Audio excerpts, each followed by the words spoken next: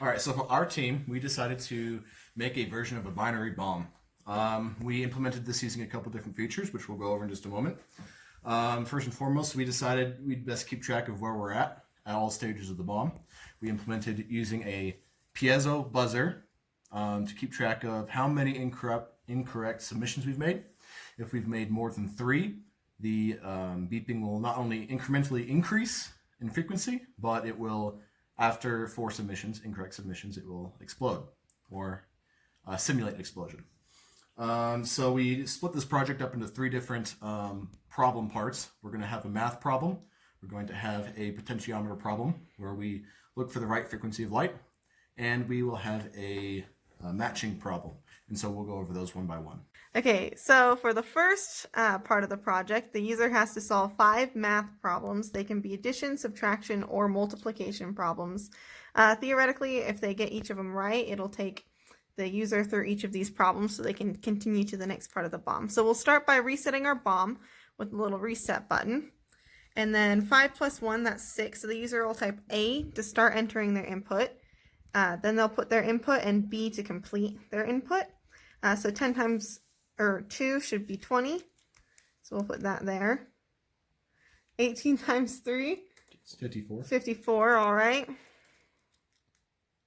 5 plus 10 is 15. And 9 plus 15 is 24. All right, so that takes us through the first part of our bomb, the math problems, successfully. Okay, so the second problem in our binary bomb project is the potentiometer project. So as the potentiometer is spun, the lights will sequence through on the little tricolor LED on the board to match whatever color is specified on the LCD screen. Once every color has been cycled through once, then the spinner problem is done to complete as a success.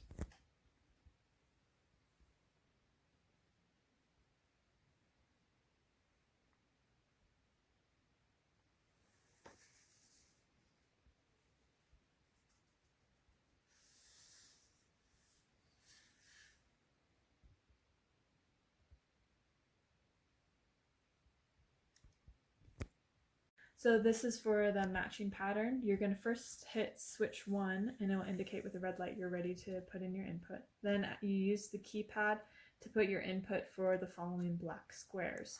For each one of these patterns there is going to be 5, and then you press the S1 switch again to indicate that you are finished, and you'll have to press it again whenever you are ready to put in your input again.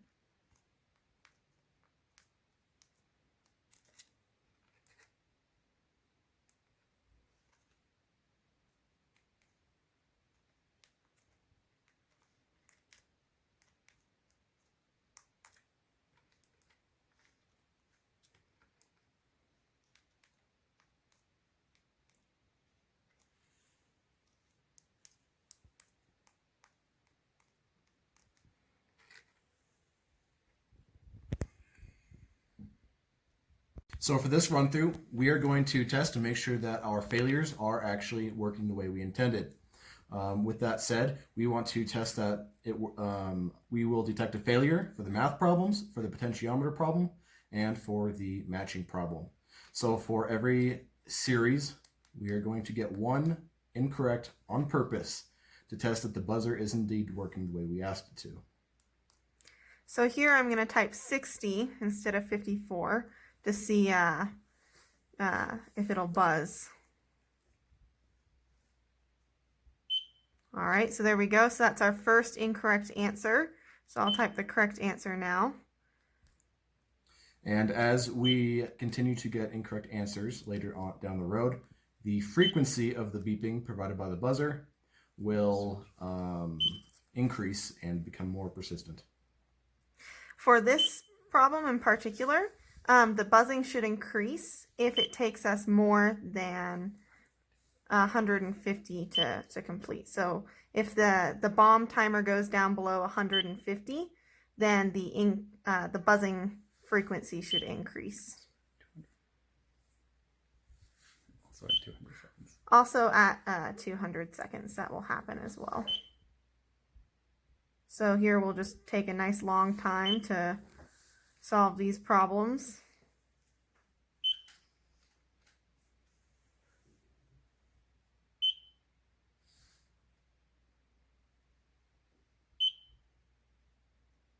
I'm going to cut this part out.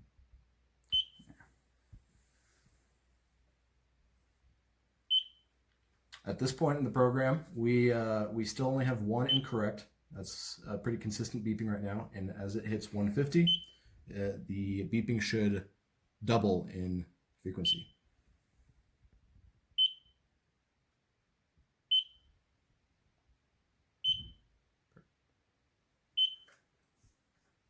We're now going to solve the problem using the potentiometer.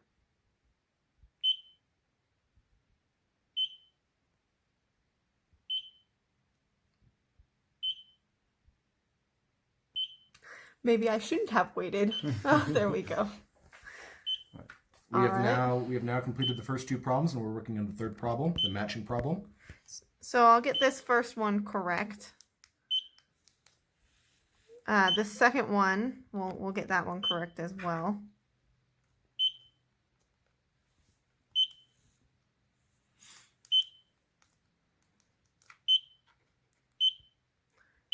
Or we'll get it incorrect. This is the third stage of incorrect, so if we get one more wrong, then the program will fail, and it will let us know that we have exploded the bomb.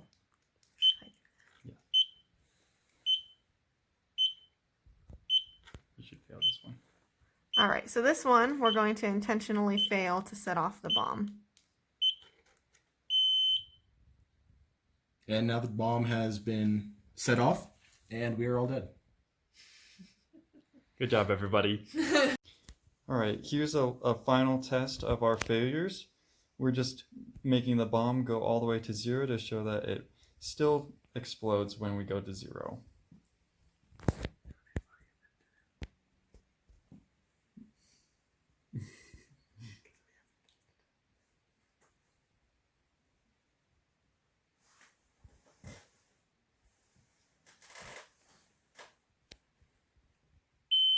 Perfect. So we all died.